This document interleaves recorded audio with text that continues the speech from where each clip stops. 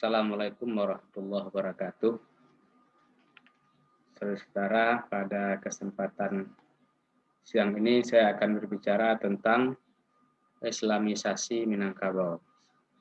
Ini temanya masih umum, akan kita bagi kepada beberapa subtopik. Topik yang pertama yang akan kita bicarakan adalah tentang Minangkabau sebelum Islam. Saya mulai dari mengutip pendapat M. Sanusi Latif, mantan Rektor IAIN Monjol Padang, dalam disertasinya yang berjudul Gerakan Kaum Tua di Minangkabau 1907-1969.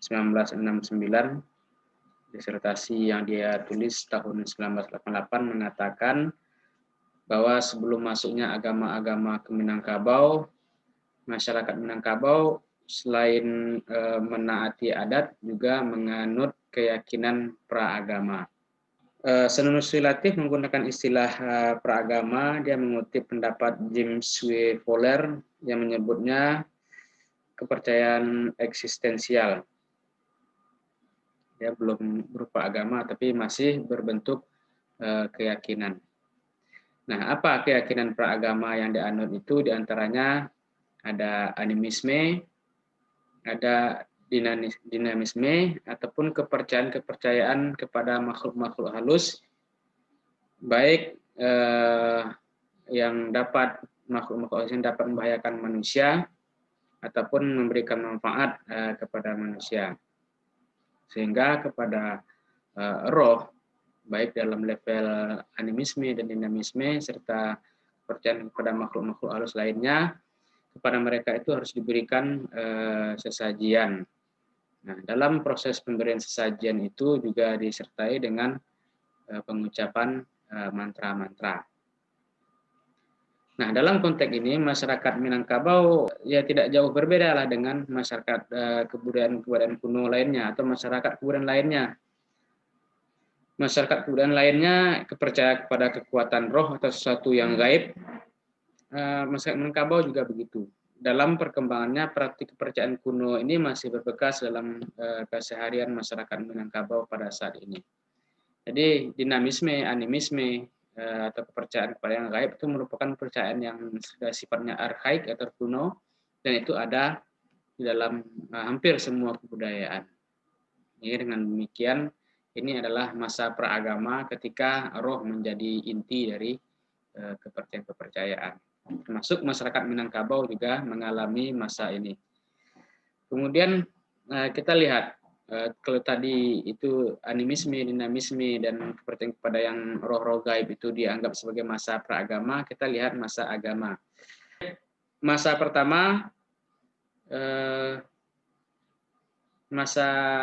pertama, kita lihat masa sudah menganut agama, itu masa Hindu-Buddha. Agama Hindu diduga masuk lebih awal ke Minangkabau. Nah, aliran yang masuk dari agama Hindu ini adalah aliran Hindu Brahma. Itu sekitar abad ke-5 Masehi. Namun catatan yang lengkap tentang kedatangan dan perkembangan agama Hindu di sekitar abad ini tidak memadai. Berat dugaan bahwa kehadiran agama Hindu di Minangkabau pada abad ke-5 ini hanya terbatas pada pemuka-pemuka agama Hindu, yaitu dari kalangan kasta Brahma, dalam jumlah yang sedikit.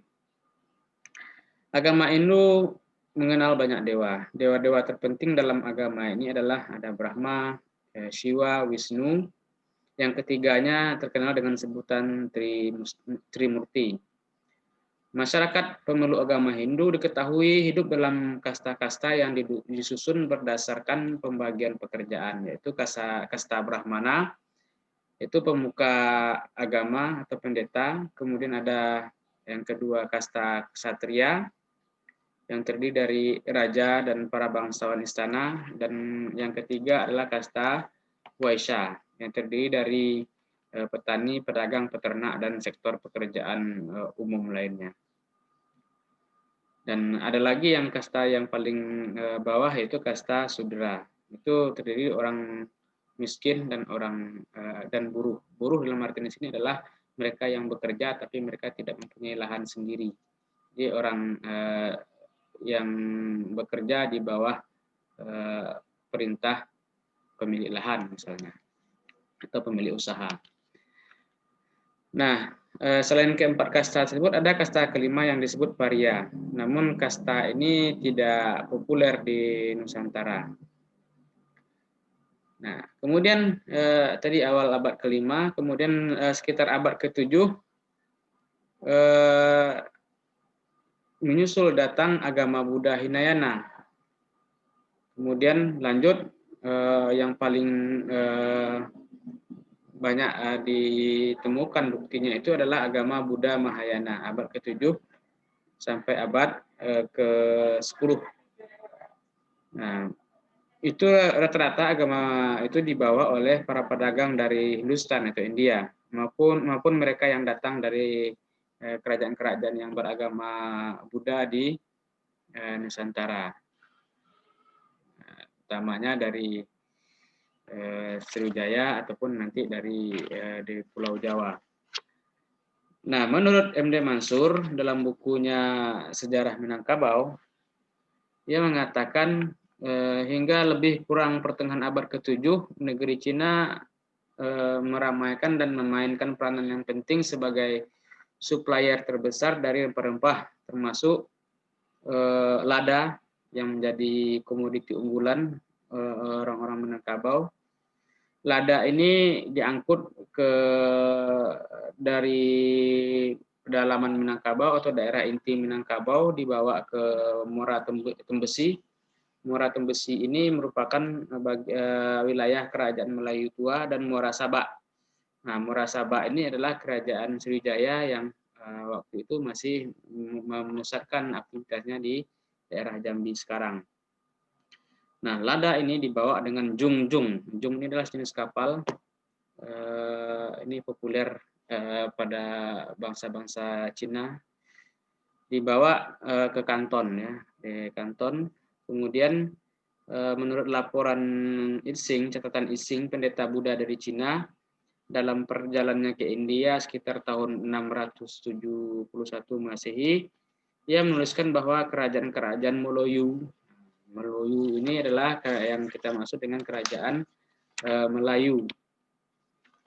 Nah, ia sudah menganut orang-orang para pedagang ini sudah menganut agama Buddha Hinayana. Nah, ada salah satu tinggalan agama Buddha Hinayana itu Candi Muaro Jambi. Dan Candi Muara Jambi adalah salah satu sumber informasi keberadaan agama Buddha Hinayana di Minangkabau Timur. Namun seberapa besar pengaruh agama Buddha Hinayana hingga ke daerah inti Minangkabau, ke daerah Minangkabau, itu memang belum ada catatan yang memadai. Nah, keberadaan agama ini kalau kita lihat dari tempat-tempat ibadahnya berupa candi segala macam di Minangkabau Timur itu tidak sebanyak atau semasif di pulau-pulau Jawa. Di pulau-pulau Jawa, di daerah pusat-pusat Hindu itu hampir setiap desa itu ditemukan candi tempat pemujaan. Tapi di Minangkabau Timur memang kesulitan menemukan tempat-tempat seperti itu. Nah, sekarang kita lihat agama Buddha Mahayana, perkembangannya di wilayah Minangkabau tidak lepas dari upaya dari dinasti Tang. Jadi keberadaan agama Buddha Mahayana tadi tidak lepas dari aktivitas dinasti Tang dalam menyebarkannya. Sejak pertengahan abad ke-7, Cina sudah bangkit menjadi sebuah kekuasaan besar di Asia Timur. Daerah taklukan dinasti ini sangat besar sekali sampai ke daratan Asia Tengah. Agama resmi dinasti Tang ini adalah agama Buddha Mahayana. Nah, pada kurun waktu pemerintahan dinasti Tang tersebutlah berkembang agama Buddha yang ditunjang oleh kekuatan perdagangan maritim di daerah pantai timur Sumatera atau wilayah Minangkabau Timur.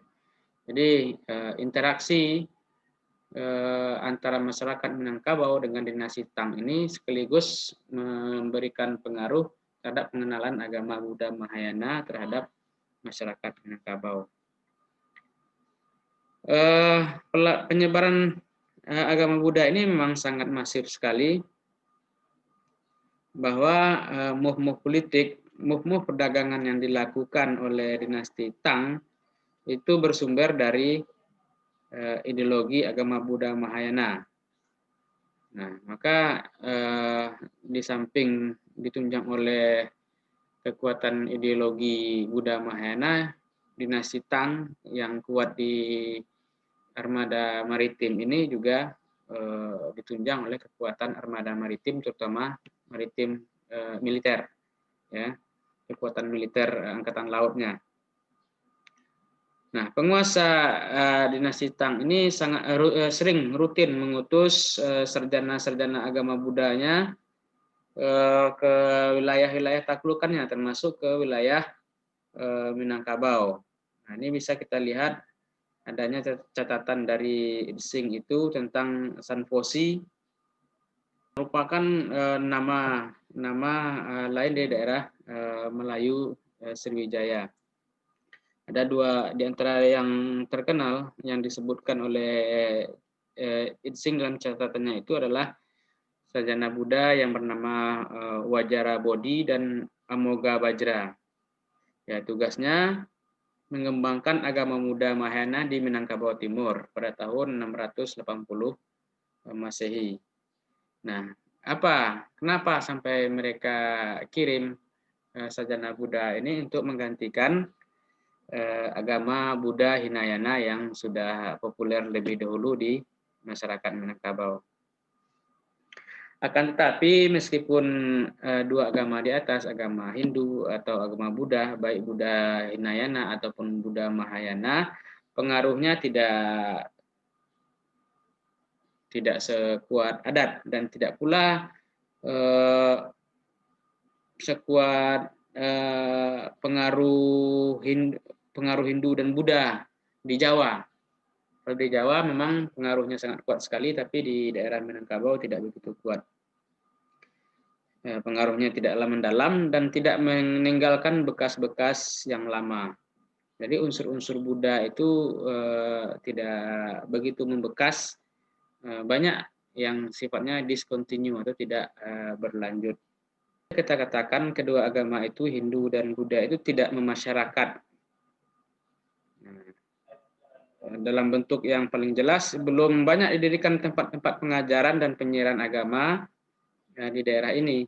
Sejarah hanya mencatat, atau sampai sekarang kita hanya menemukan beberapa peninggalan yang mengindikasikan peninggalan agama Buddha, yaitu biara agama Buddha yang ada di Muratakus, di daerah Kampar sekarang,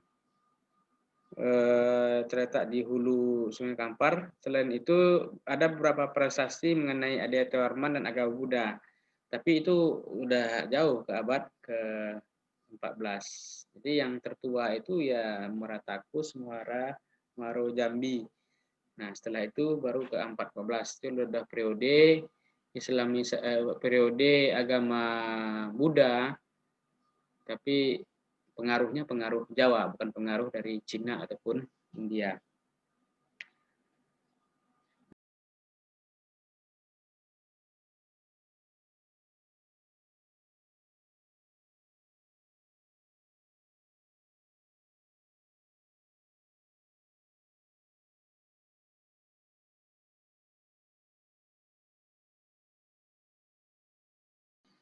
Kedua, walaupun Adityawarman akhirnya berhasil menjadi raja di Minangkabau, kekuasaannya tidak dapat menjangkau kehidupan masyarakat di Nagari-Nagari.